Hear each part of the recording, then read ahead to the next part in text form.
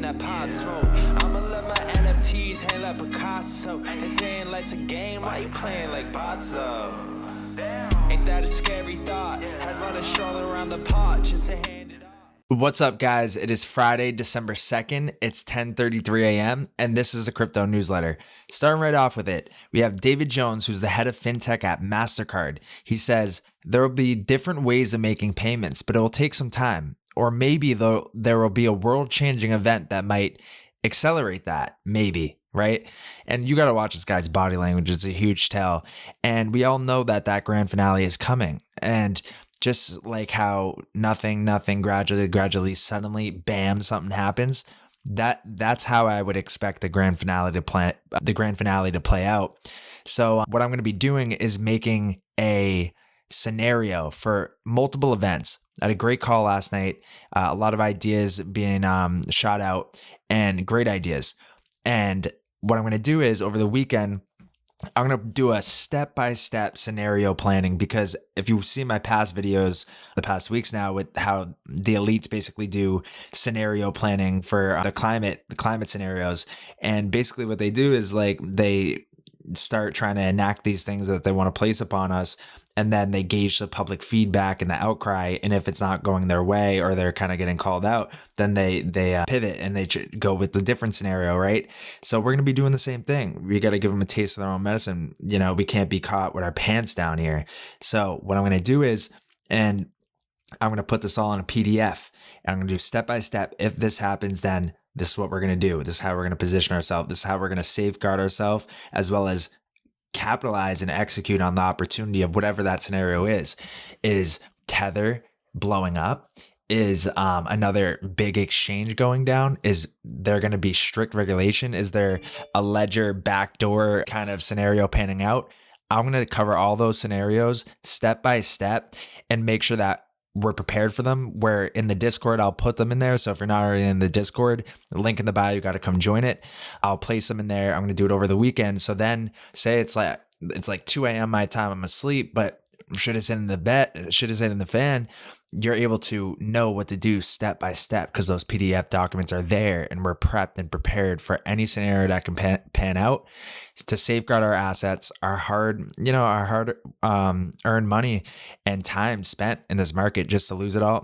No way. We got to safeguard our assets, as well as how we're going to capitalize on that scenario and execute and come out even better than if we just did nothing, right?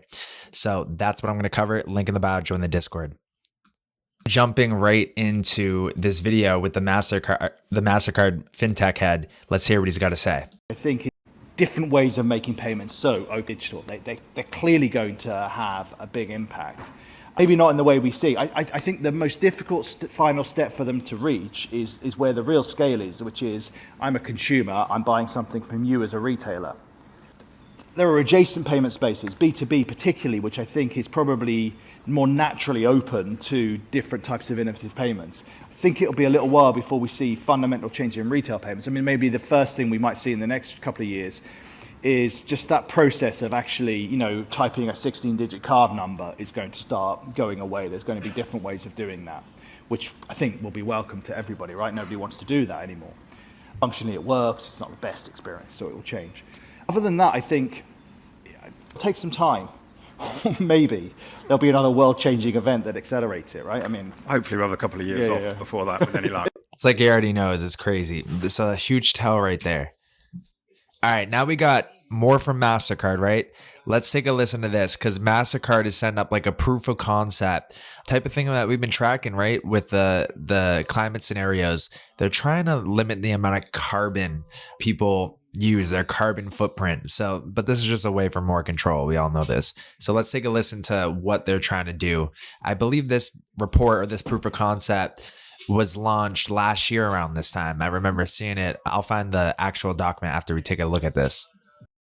MasterCard and the United Nations are joining forces to monitor the carbon effect of your credit card purchases. And then you'll hit your carbon max and it'll stop working. Hey, of course it's voluntary for now.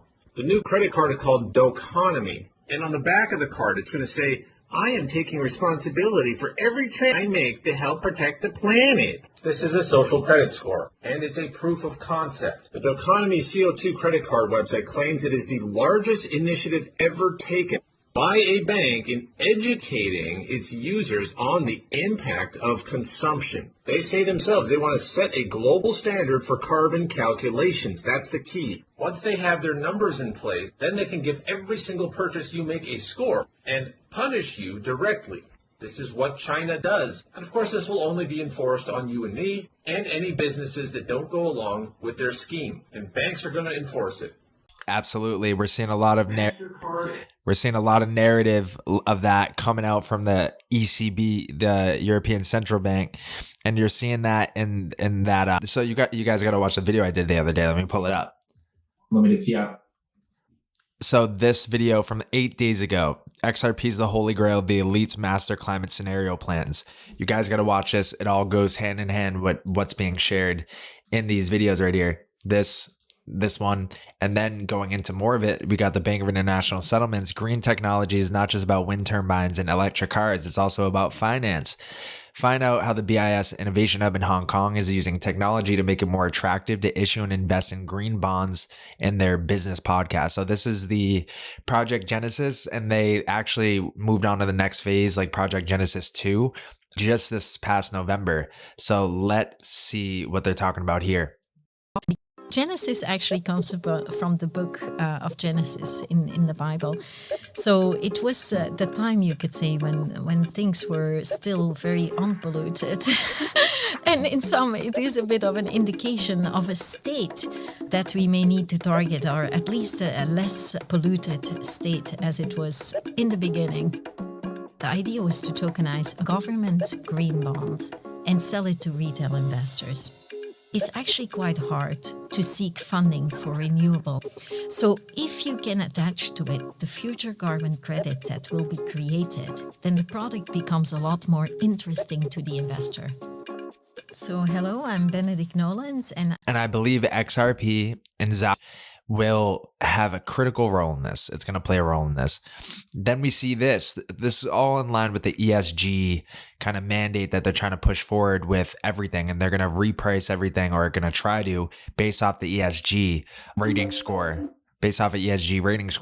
So you see our exclusive Republicans introduce legislation to thwart ESG related SEC disclosure demands. The new legislation will require the SEC to determine if information is deemed material to investors. This was yesterday.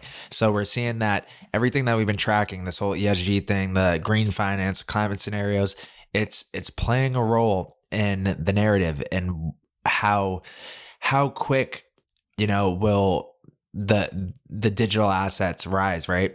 It depends on if this is going to be ushered in quickly or if it's going to, take a little time. And that's why in that video, the climate scenarios, you want to get caught up with kind of what the timeline is based off the certain scenarios. And that's why I'm making our, community's not climate scenarios, but scenarios in general, to make sure that we're safeguarding our assets during this time period, as well as how to capitalize and execute on certain scenarios playing out. So if you're not in the Discord, I'll be working on that over the weekend. Get in the Discord, link will be in the bio, because I'll be sharing that probably Sunday or Monday, the PDF step by step. So now if we keep moving forward here, on top of it, Florida pulls $2 billion from BlackRock in largest anti-ESG divestment. That was yesterday as well, too, on top of with the Republicans coming out to introduce legislation to thwart this kind of mandate that is trying to be implemented here. So this is what we got. We got Florida's chief financial officer said on Thursday his department would pull $2 billion worth of its assets managed by BlackRock, the biggest such divestment by a state opposed to the asset manager's environmental, social, and corporate governance policies. The move will hardly dent BlackRock's $8 trillion in assets and drew a strong response from the company, which said the action put politics over investor interest, or maybe just their interest. Nonetheless, it underscores how a backlash against ESG investing is gathering steam among Republican leaders in Florida and elsewhere who criticize corporations for focusing on matters like climate change or workforce diversity. Republicans are set to assume control of the U.S. House. This will allow them to hold hearings on ESG and grill company executives about their policy, and also pressure regulators to scrutinize them. So in a statement, the Florida CFO said he oversees and would remove BlackRock as a manager of about $600 million of short-term investments and have its custodian freeze $1.43 billion of long-term securities now at BlackRock, with an eye on relocating the money to other money managers by the start of 2023. Maybe Florida knows something. They know about the ICE 9, right? So Patronus accused BlackRock of focusing on ESG rather than higher returns for investors. They came out openly stating that they've got other goals in producing returns. BlackRock said that. When asked about the move, BlackRock said, "We are disturbed by the emerging trend of political initiatives like this that sacrifice access to high quality investments and thereby jeopardize returns, which will ultimately hurt Florida citizens." And then, so that's what we're seeing. The carbon emissions, that's what the whole narrative is here. And then you saw earlier this week, Republican attorneys generals from various states asked a federal regulator to limit Vanguard's activities over ESG concerns and asked the United Parcel Service and FedEx to clarify their policies on tracking firearm shipments. There we go.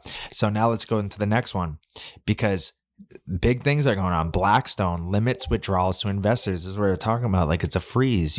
Just like what's happening in crypto, exchanges getting frozen, locked up, going bankrupt. We're starting to see some spillover into the traditional markets with Blackstone limiting withdrawals to investors. They're a real estate investment trust. So, things are heating up. We're very close to a potential grand finale happening with them imminently until the next 60 to 90 days here. Then we have this as a potential on our radar. Everybody knows tether, right? But we're seeing more report, when there's more reports coming out, the narrative being built, kind of like subtle warnings, you start to kind of take into mind and make sure that these things aren't panning out. So that's why we're going to make that step-by-step strategy planning. So in case something like this happens, that we're prepared, we're safeguarding, but also being able to capitalize on it. So let's go into this article.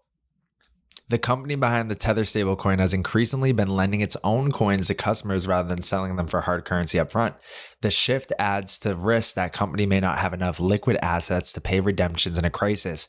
So if there was a run on stablecoins, right? Everybody wanted to kind of redeem their USDT to USD. There's this talk about them not having enough of the liquid assets to kind of,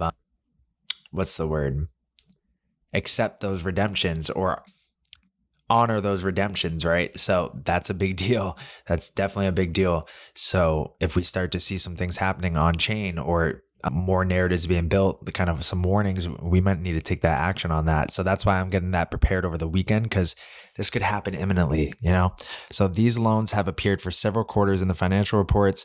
If we go down here, Tether calls them secured loans and discloses little about the borrowers or the collateral that they accepted for the loans, right?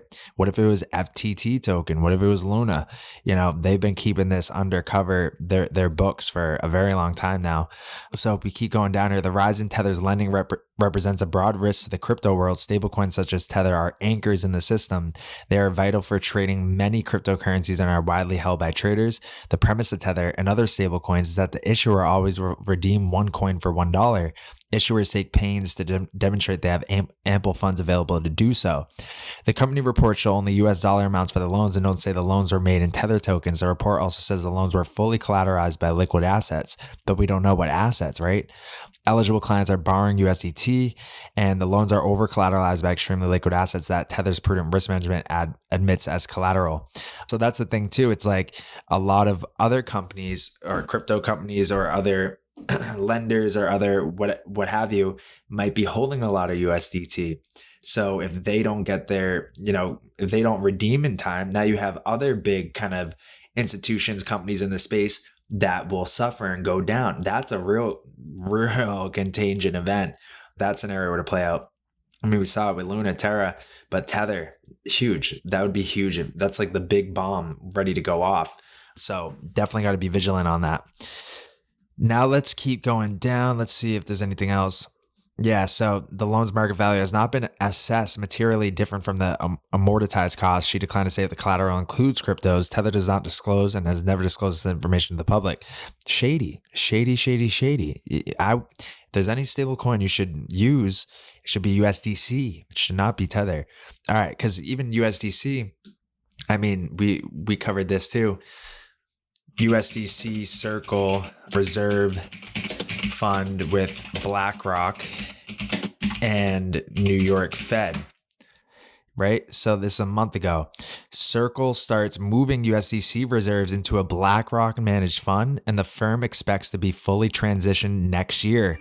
And the Federal Reserve is going to use this fund through the partnership with BlackRock. They're going to invest in the Circle Reserve Fund to manage a portion of the USDC reserves, and they're going to use it in the repo markets. So the investment objective of the Circle Reserve Fund is to seek current income as is consistent with liquidity and stability of principle. If we go down here, it's not on here. So let me go into the other article. I think this is the one that I saw that said that. Yeah, right here. So, but that's a temporary measure, he explained, because the ultimate goal is for BlackRock to apply in time to get the fund into the Federal Reserve's reverse repo program. Such funds are usually granted that access. So Fox Green said he hopes to see the cash portion of Circle's reserve eventually held at the Fed. Now you have the Federal Reserve holding USDC, right? So to me, if anybody's going to be accepted into the legitimized crypto market when this, is kind of stamp of approval by regulators, it's going to be USDC because they're already building that. They're backing up to kind of be tied up with these guys. So USDT, stay away from it. Bitcoin is a commodity. Bitcoin is a commodity in the eyes of the federal courts and in the opinion of the SEC chairman. There's no dispute, be it wheat, oil, or Bitcoin. U.S. Senator John Boozman. Although a cryptocurrency it's a commodity in the eyes of the federal courts, opinion of the SEC chairman. There's no dispute about this. If there are exchanges where commodities are traded, wheat, oil, or Bitcoin, then they must be regulated. It's simply that simple. In the Senate, so there's going to be digital commodities, digital securities, and digital currencies and digital assets, right? So that's how it's going to pan out. Who governs what, who regulates what, that remains to be unseen. Obviously, SEC would do the digital securities. The CFTC would do the digital commodities. Maybe FinCEN or the Office of Comptroller of Currency does the digital currencies, and the Federal Reserve with that, the U.S. Treasury. So a lot of ways that it could be regulated. So that's probably why it's taken so long, because there's a lot of kind of implications and kind of, if you do this and that type of scenarios with regulating this stuff, because it is a whole new asset class and there's a lot that goes into it. So I do believe that imminently, next 30 days to 90 days, we will see a framework be set in stone. I think I did believe to see something yesterday saying that calls for an international framework. I'll try to find that throughout this video.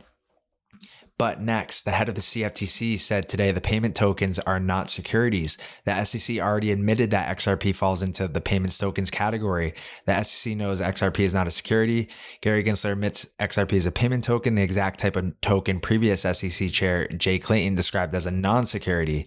Game, set, match. So payment tokens, XRP is like the first one right after Bitcoin. And you even saw Stellar on there and IOTA, some are ISO coins. Then you see, for example, on June 6, 2018, then SEC Chairman Jay Clayton described cryptocurrency like XRP as replacements for traditional currencies in an interview with CNBC. That type of currency is not a security. So like game, set, match, that's facts. All right, so now let's keep going, because Ripple, U.S. lawyer, thinks one big ruling might come soon in lawsuit.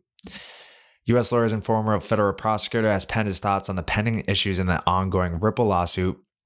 And in the document attached to the tweet, basically sealing issues regarding the expert reports, the Hinman documents, and other materials relied on by the SEC and Ripple in their motions. He believes that the resolution of these issues might be intertwined and dependent on each other. That means that, in his view, what District Judge Torres relies on in making her decision on the summary judgment will dictate what she will likely unseal.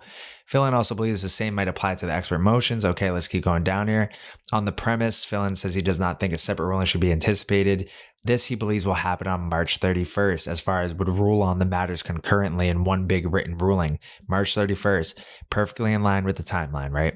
March 31st, going from winter to spring, we know something's going to happen around that time period. We know the ISO is going live. We know a bunch of things are going live right at that time. So it makes sense for that date to be the case. So let's keep going. Oh, well, actually, right here, Hinman docs. The documents, however, remain sealed to the public. Expectations have been voiced by those following the lawsuit closely that the docs might be revealed in the publicly redacted replies to summary judgment motion expected on December 5th.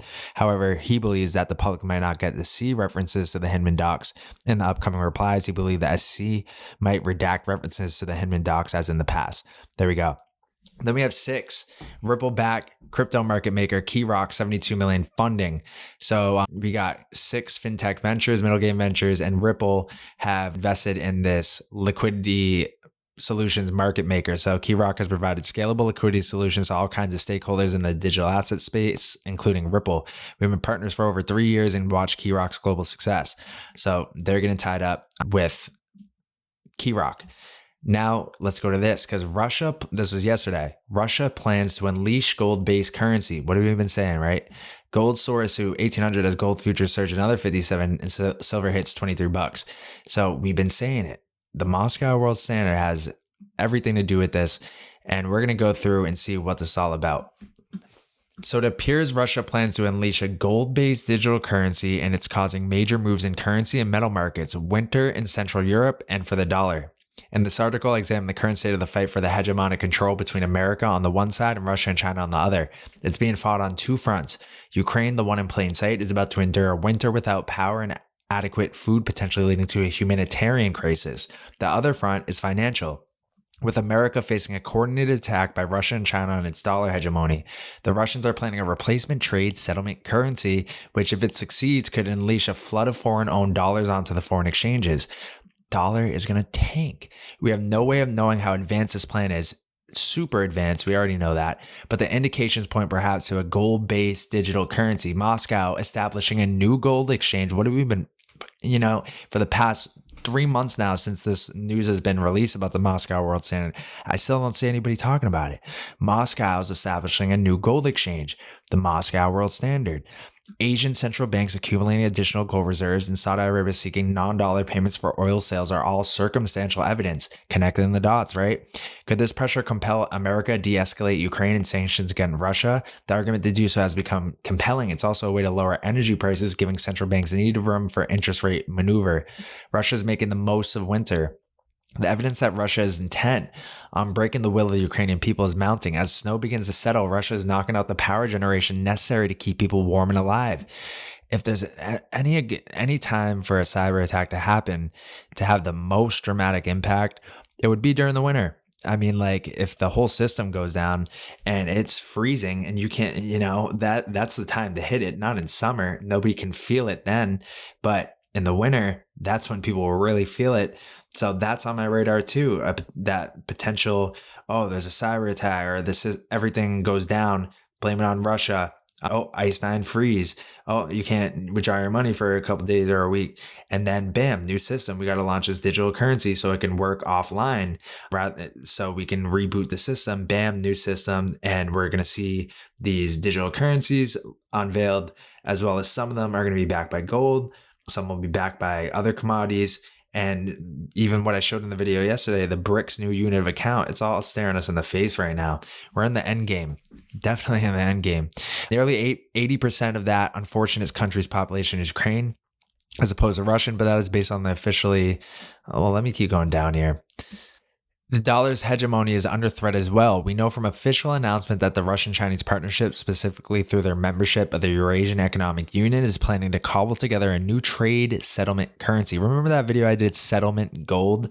If you haven't already, go to my videos here. I think it was a while ago now. Let us see. Settlement Gold.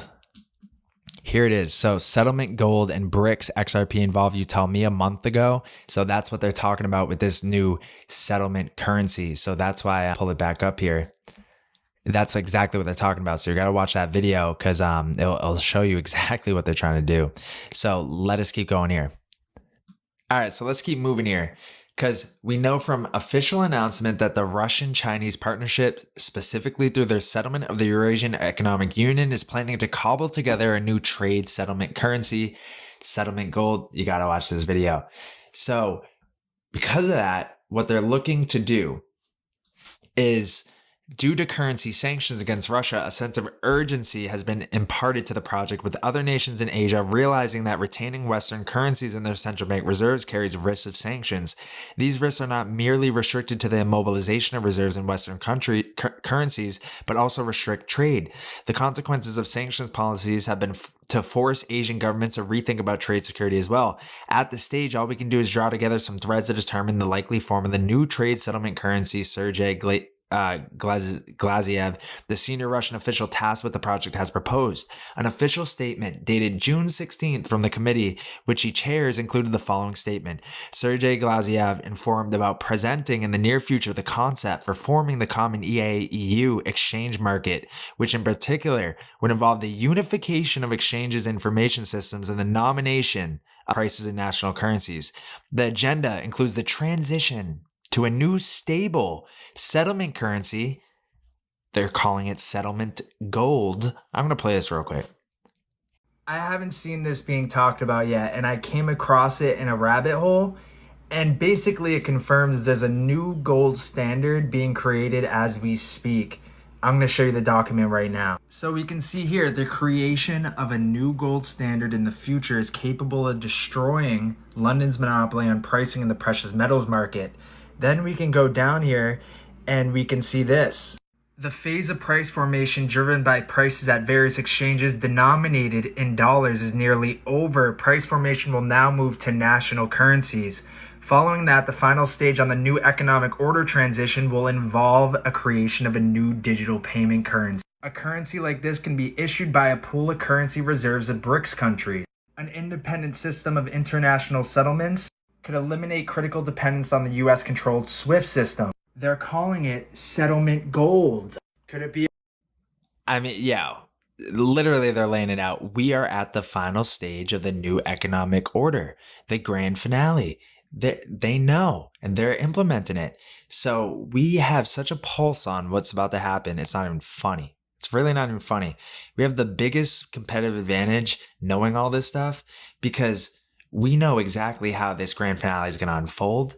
And we're going to know this weekend, and there's multiple scenarios how it could pan out. There's alterations, variations, and we're going to plot every single one and lay it out in PDF docs. So if you haven't already, join the Discord, get updated with that. That's going to be coming out this weekend. But crazy, the final stage of the new economic order. We're so close, right? So let's keep going with this. So the agenda includes the transition to a new stable settlement currency. They're calling it settlement gold, and it's going to be based on a basket of national currencies and exchange traded products, as well as the creation of our own stable pricing system. It's nuts. Such principles should be applied in work not only within the EAEU, but also throughout the SCO. The objective is for the dollar to be replaced as a settlement medium of intranational trade. And there's a difference between the world reserve currency and the world's payment currency. Jim Rickards talks about that. So he said that it's much easier to replace the dollar as the world's payment currency first, and then ultimately that will result in being replaced as the world's reserve currency. So that's what they're building out. The objective is for the dollar to be replaced as a settlement medium of intranational trade, and the idea is that this new trade settlement currency will open to be joined by other nations. If this project is successful, then the dollar will lose its status as a reserve currency for participating nations. As described above, the project is impractical, appearing to be a political statement designed to gain early support for the project. Elsewhere, we see proposals to set up a new Moscow gold exchange, the Moscow world standard, perpetually to replace access to the London bullion market, now denied to Russia and its refiners. But again, we see that the moving light is the same Sergei Glaziev, this time telling us that the demand comes from Russia's bullion industry. If it is to work, the original proposal to Eurasian states cannot proceed. The inclusion of national currencies in some sort of daily fixing does not guarantee stability, and every time another SCO member decides to join, a whole rebalancing exercise would have to take place. The same considerations apply to exchange traded products, which from other statements we can take to refer to commodities traded between members of the scheme. From being an inherently defensive move against US dollar hegemony, subsequent confirmation of Saudi intentions to switch payments from dollars to unspecified diversified Asian currencies changes priorities. From convincing a courtier of Eurasian states, Glazier's prize is to persuade the Saudis and other Gulf energy suppliers as well to accept the new trade settlement medium. Only a gold-based currency fits the bill. With their Budun roots and physical coin, a gold-based trade settlement currency acceptable to the Saudis would have that added advantage of dealing a significant blow against the dollar because of the petrodollar system right now. But that's coming to an end. It already has come to an end.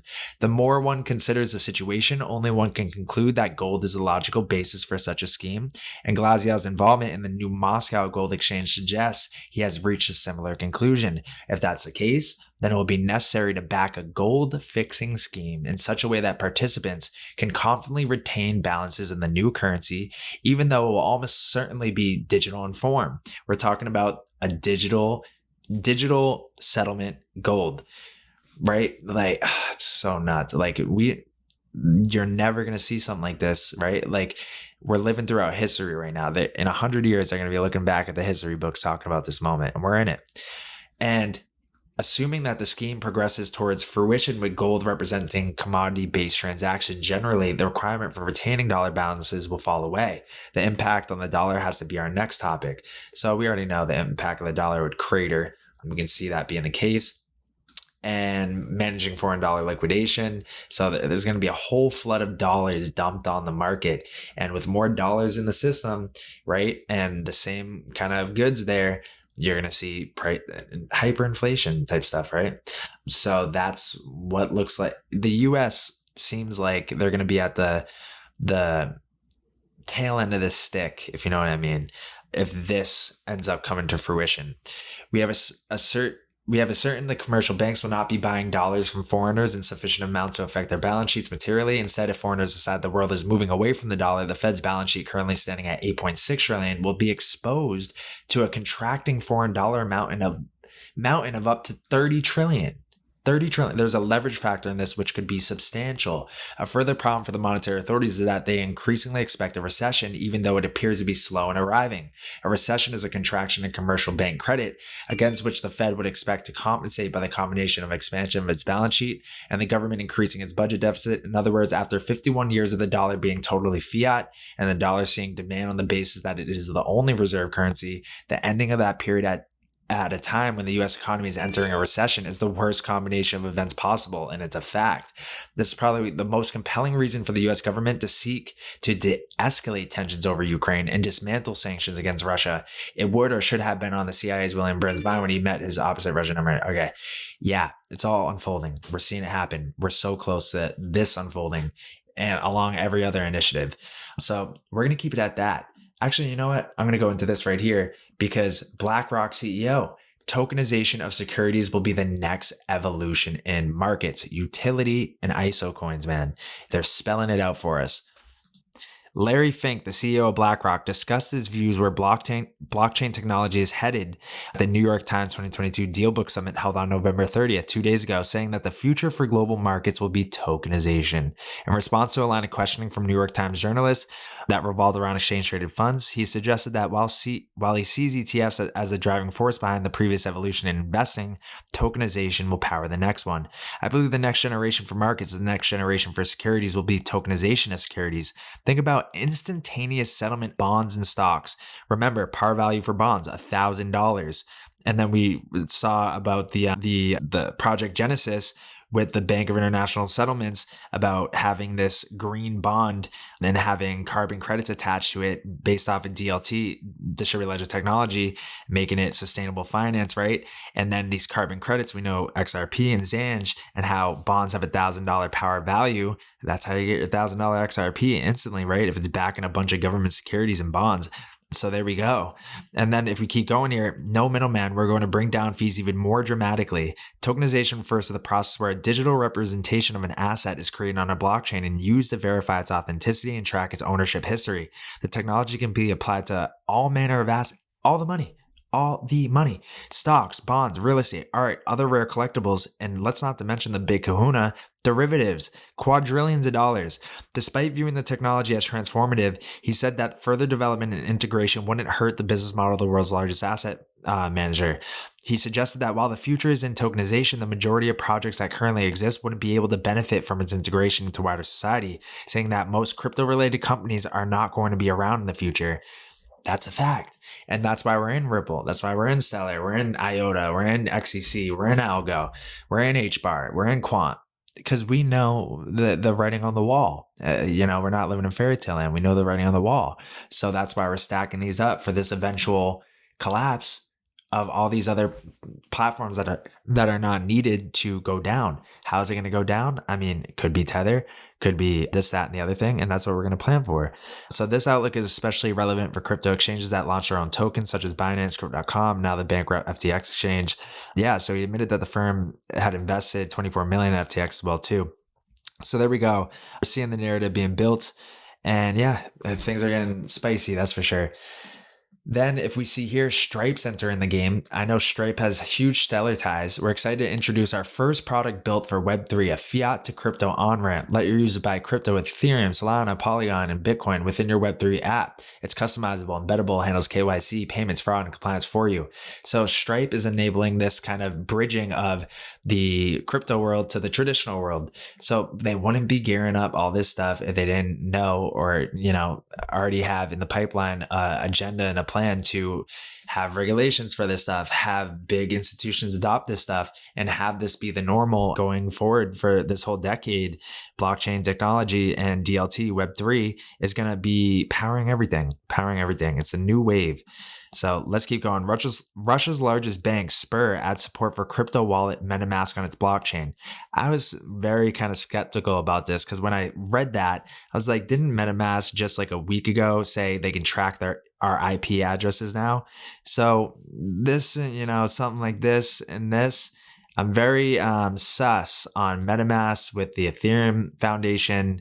And yeah, I'm going to get some deep dive and get my scuba gear on to look into this one, because who knows what could be cooking up behind the scenes as far as this goes. Very random. So yeah, so there's that.